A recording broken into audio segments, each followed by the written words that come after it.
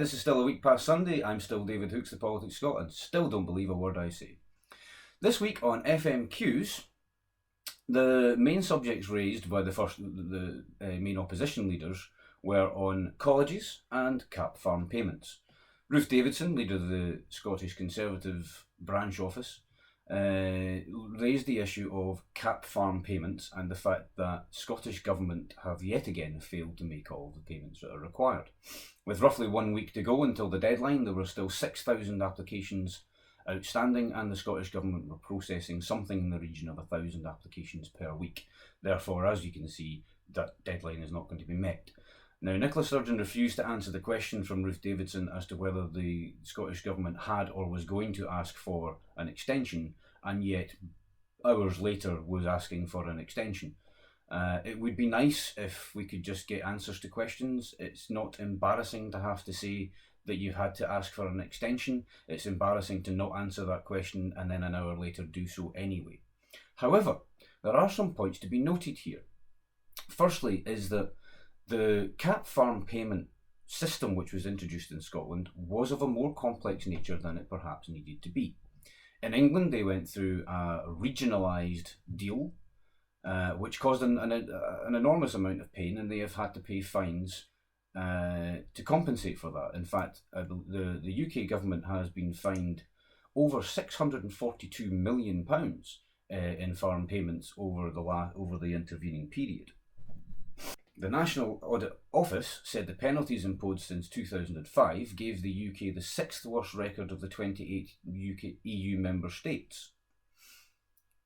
So while it's right for Ruth Davidson as opposition leader to point out where there are issues, and it's right for Nicola Sturgeon to be held to account on them, it's also worth noting that the Scottish Conservatives, who are the ones claiming that they could do a better job, claiming that they stand up for farmers, claiming that the SNP doesn't, their own government in the UK have been significantly less efficient in making payments than even the Scottish Government has. However, as noted, the English system has had to go through this regionalisation. In Wales and in Northern Ireland, a single region was selected and they went along with that method of payment. Now, the introduction of this regionalisation was something which was pointed out to the National Farmers Union would take more time and make things more complex. Gail Ross of the SNP raised in committee just last year that there were concerns as to whether the payments were going to be missed for a second year, and she asked why this was. The answer from the Scottish Government official was that the actual request came from the Farmers Union. They requested the more complex position to be put in place, even though they were told that that would cause problems and make it more difficult and make it more likely that payments would be made on time. So we have a situation where some farmers are not receiving the payments that they should have, although there is a loan system in place, which there is not in England. The UK government have been fined significantly more than, even in percentage terms, than the Scottish government have, even though the Conservatives like to try and claim that they would somehow manage the system better than the Scottish government would.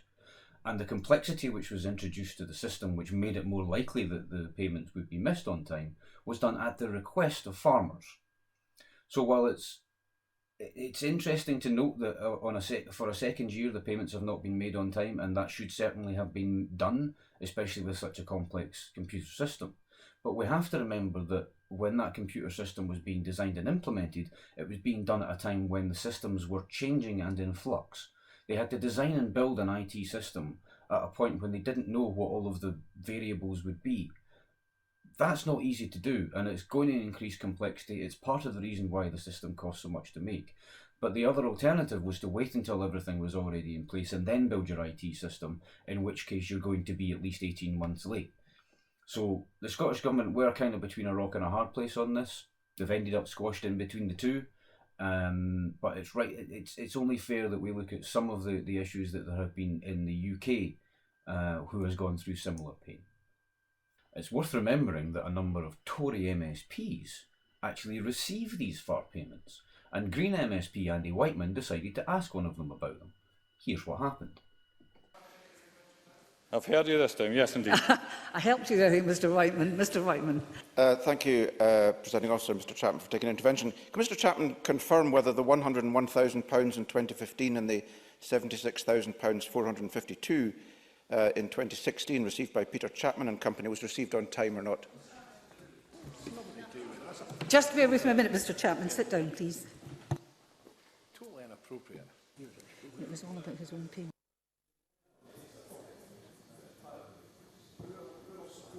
I think that's a matter whether you may wish or wish not to respond to, Mr. Chapman. It was totally inappropriate and I will not respond to it. Oh look, he didn't answer. And why is it inappropriate to ask an MSP who has personal experience of the situation whether they have received their payments? Is it simply because of the figures involved and that they didn't feel it was right to be pointing out just how much money a Tory MSP is pulling in because of their business interests? Are these all on the register of interests? Worth having a look. The other main issue which was brought up was colleges. Now, I don't know if any of you are aware, but I have done some work on colleges in Scotland in the past, and I did a video on it last year, which you may want to go and have a quick look at. Now, the information and the level of information which I had to hand at the point of making those videos, or that video, was significantly greater than the amount of information which is available in the Audit Scotland report. And while the Chamber did make some noises when Nicola Sturgeon said that she had some concerns about the methodology of the report, I too have some concerns about that. Yeah, I know you're shocked. An SNP person or somebody who supports independence has a bit of an issue with... Yeah, okay, fine. But if you actually look at the Audit Scotland report and you look at the information that's in it, it doesn't seem to quite add up to the figures which were available in a more detailed report last year, even down to things like the actual number of students who are at college. One of the concerns which Kezia Dugdale raised was about dropout rates, even though the completion rate for courses is up. She talked about how it's more difficult for kids to get to college, even though the figures themselves don't really bear out that information. What we do see is a reduction in the number of 16 to 18-year-olds who are going to college, even though those were the original target group for the Scottish Government. However, the reasons for that are not being explained and they're not being looked at, is certainly not in this report. There are a number of things at play. There is a reduction in the population, figures of which we can see here. If you look at the actual population growth figures in Scotland, there were less children to go to college. There are more children of the 18-19-year-old age range going to university. So if the kids are going to university, they're not going to college. There are more jobs available because the economy is in a slightly better position than it was previously, and as we've already talked about in the previous part, unemployment is at its lowest point in years. So there are less people, more going to university, more jobs available. So it seems almost a no-brainer that there are less going to college, and yet the targets are still being met. If you look at the FTE, which is the full-time equivalent places available, and you look at the number of people who are completing courses, the college sector is doing okay. It's simply that there was a drop in the number of 18, 19-year-olds going to college, which corresponds with the drop in population and an increase in the number of people getting a job and going to other destinations. It's also worth remembering that apprenticeship starts have risen from 16,000 a year to over 25,000 now. Over 60% of those are 16 to 19-year-olds, which also helps to show where these numbers are going.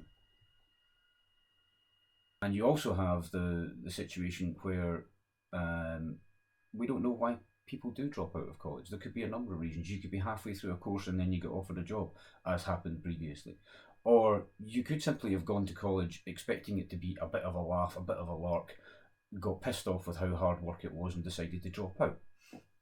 So nothing's as simple as people want to make it, and the Audit Scotland report certainly is not enough to make a case that colleges in Scotland are in a dire state. Their finances need looked at sharpish. If you look at the figures for the deficits of colleges between last year and this year, there is a marked difference. Now, as for whether that's to do with any concerns over international students coming across from Brexit, or if it's because they've had to spend money which was previously sitting in a fund in order to cover up for losses in finance elsewhere.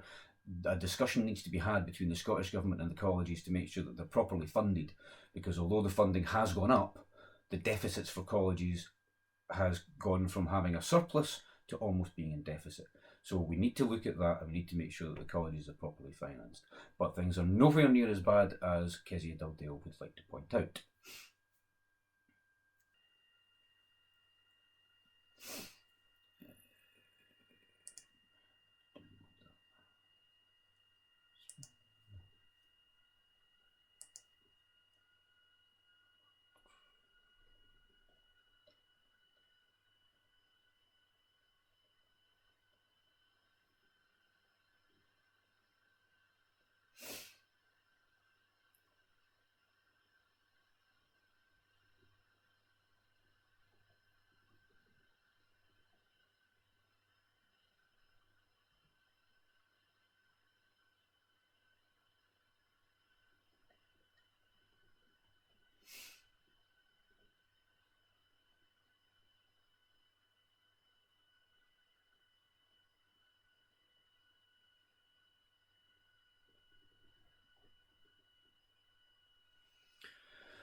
That's fine, I've done that.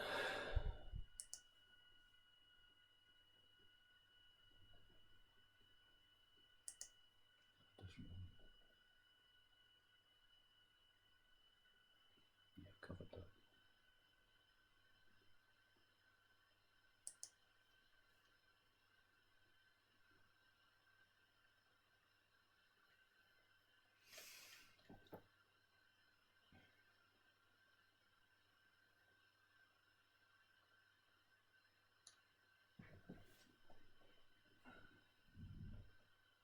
Two other brief things to mention in the First Minister's Questions Roundup, one of which doesn't really belong there because it's from last week, but it's to do with Kezia Dugdale's attacks on the Scottish Government for teacher numbers, when in fact Aberdeen Council cut 150 job places, and other councils which were Labour run or Labour and Tory run were cutting teacher numbers or classroom assistants.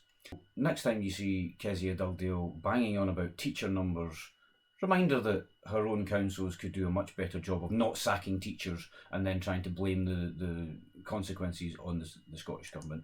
That would be a good start. One of the other things that she mentioned was to do with cutting off of puppy dogs' tails. That may have seemed a little bit obscure to some of you, whether or not you follow Scottish political Twitter or whether you watch the news that day. The bottom line is that what they're saying is that if a dog can be proven to be a working dog, then a farmer can ask a vet to have the tail cut off the dog to save it from future injury. Now you might think, what do you mean from future injury? Well, have a look at this. Do you know there are some dogs out there who will continually wag their tails, and it looks really, really painful when it hits off something and you're thinking, my, that must really hurt. Well, it does. But the problem is that this was originally banned in Scotland, and in certain circumstances people would have to go down to England to get this done. But animal rights people would tell you that it shouldn't be done at all, and that if you've got a dog working in a situation where it needs to have its tail cut off, otherwise it's going to injure itself, then the problem isn't with the dog's tail, the problem is with the work that you're trying to make the dog do. That's not appropriate, it shouldn't be done. In exceptional circumstances, I can see why it might be advisable to do, but and certainly in other countries, for example in Canada, if you don't have your dog's tail docked and it's a show dog, then people will look at you funny. So there is a bit of a societal, cultural element here, but the baseline is that you're cutting off a part of a dog. You're mutilating the dog just because it maybe suits you a little bit better. So bad move by the SNP to vote that through, although for the small, very small number of people who the law will actually apply to and allow them to do this, it's maybe not such a major thing. And one final thing worth noting, and again this wasn't really in First Minister's Questions, but it's worth bringing up. Adam Ramsey, you may have heard me mention him before from therealnews.com. and open democracy, and he does an awful lot of very, very important work, and if you can donate any money to his website, then I would suggest you do so. He tweeted that in April, that he had met a Labour staffer in London saying that she hoped that Scotland elects Tory MPs to keep the SNP out because Labour's stuffed without Scotland. She didn't know he was a Scottish or a journalist, just blurted it out like it was an obvious opinion for a Labour staffer to have.